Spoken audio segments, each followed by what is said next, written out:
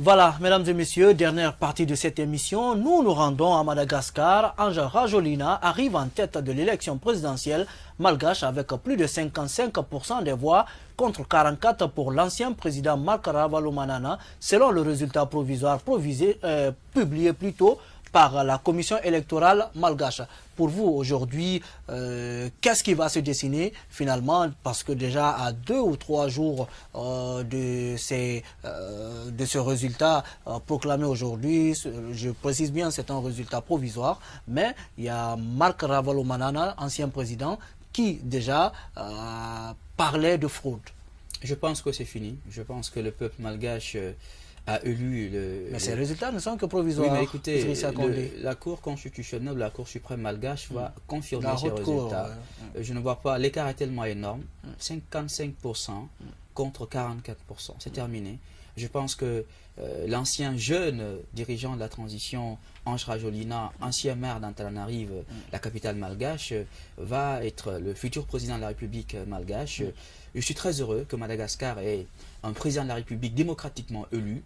Et je pense que l'ancien président Marc Ravalomanana doit reconnaître sa défaite et féliciter son adversaire, qu'il a d'ailleurs remplacé, vous vous souvenez, lors des événements qui ont poussé à la porte, justement, Marc Ravalomanana, appuyé par l'armée. Et je pense qu'aujourd'hui, 9 ans après, c'est une fierté pour Madagascar de pouvoir rapidement passer à la transition démocratique avec l'élection du président Ange Rajolina.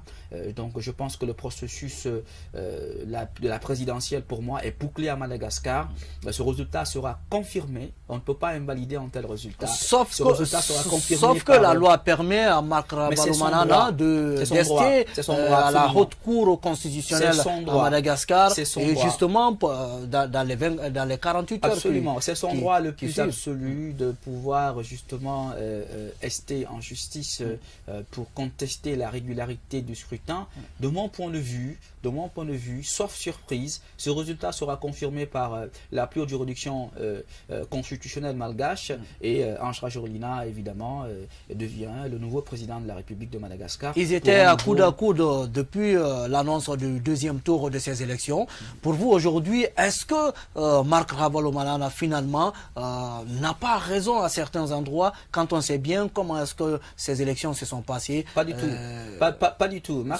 Pas du tout. Moi, je pense qu'il faut saluer, M. Traoré, le sérieux et le climat de sérénité et de paix qui a caractérisé non seulement la campagne électorale à Madagascar, mais également la sérénité qui a caractérisé le vote des Malgaches. Le peuple malgache s'est exprimé. Il faut respecter la volonté du peuple souverain.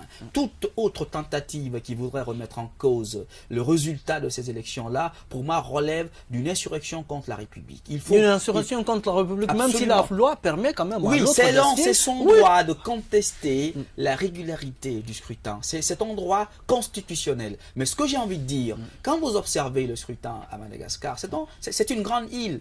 C'est une grande île qui est 2 fois plus grande que la Guinée, Madagascar. Et donc, quand vous prenez la pauvreté dans laquelle les Malgaches vivent et vous prenez le potentiel économique de cette grande île africaine qu'on appelle l'île de Madagascar, et quand vous prenez le président Marc Ravalomanana, qui a été président là-bas pendant plus de 2 mandats, et quelle a été sa politique pour réduire la pauvreté? Aujourd'hui, c'est, si vous voulez, c'est une jeunesse qui gagne contre la vieillesse. Je rappelle que l'actuel, celui qui vient de gagner, a 43 ans et que celui qui a perdu a 64 ans. Donc pour moi, il y a un renouvellement générationnel. Les Malgaches ont préféré la jeunesse à la vieillesse à la tête de l'exécutif malgache. Et de mon point de vue là, l'élection d'Ange Rajolina est un signe fort que le peuple envoie pour dire nous voulons le changement.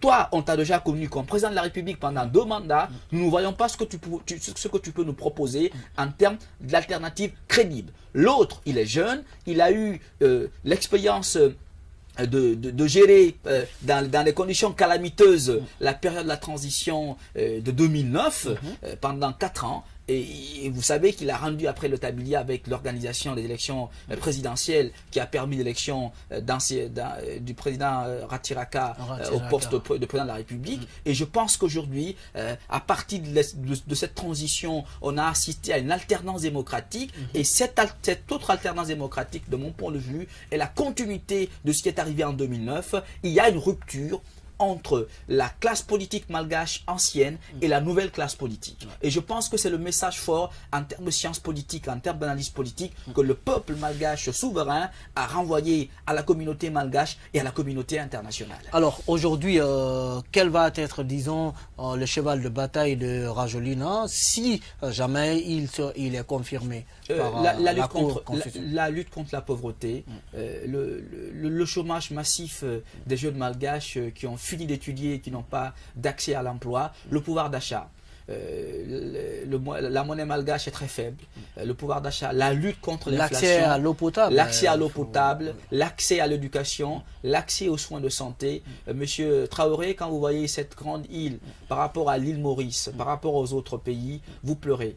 Madagascar ne mérite pas cette misère et je pense qu'il faut travailler pour que le pays qui se trouve dans une position stratégique à la croisée entre l'Afrique et l'Asie et avec tout ce que l'Asie offre aujourd'hui en termes d'opportunités. Mais vous voyez malheureusement que Madagascar est à la traîne dans la conquête de l'économie internationale. Nous avons beaucoup d'espoir que Ange Rajolina pourra remonter la pente, pourra redresser la barre pour permettre justement à Madagascar d'être un pays normal, un pays qui participe à l'économie internationale, un pays qui est capable de donner une éducation de qualité à sa jeunesse, de pouvoir donner un emploi à sa jeunesse. Ce n'est pas un défi facile, mais je pense qu'il peut changer beaucoup de choses dans les 5 prochaines années à Madagascar. La question d'immigration aussi se pose dans ce pays parce que Madagascar sert, disons, de pont aujourd'hui pour les immigrés qui vont du côté de l'Asie, chose qui n'est pas trop médiatisée, mais quand même qui existe justement. Est-ce que existe réellement?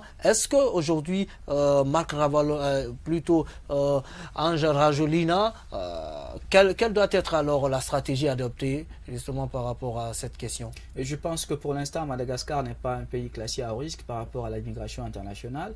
Oui, mais c'est un point pour l'Asie. Oui, absolument, mais je pense... Sauf qu'il y a plus de communication sur l'immigration en Europe, c'est vrai, mais je pense sincèrement que les priorités de Marc Ravalomanana, c'est d'abord la lutte contre la pauvreté, c'est l'emploi des jeunes, c'est aussi l'accès à l'éducation, aux structures de santé, et ensuite on verra les questions de l'immigration, évidemment, seront toujours au cœur d'une politique gouvernementale en termes de relations internationales, en termes de relations bilatérales et multilatérales, par rapport à la géopolitique justement de l'océan Indien. Et je pense que Madagascar est au cœur de l'océan Indien et que le président Ange Rajolina pourra évidemment prendre position par rapport à cette question de l'immigration illégale via l'Asie. Voilà, mesdames et messieurs, très bonne soirée en compagnie de nos programmes sur la télé du 21e siècle. Bonsoir chez vous.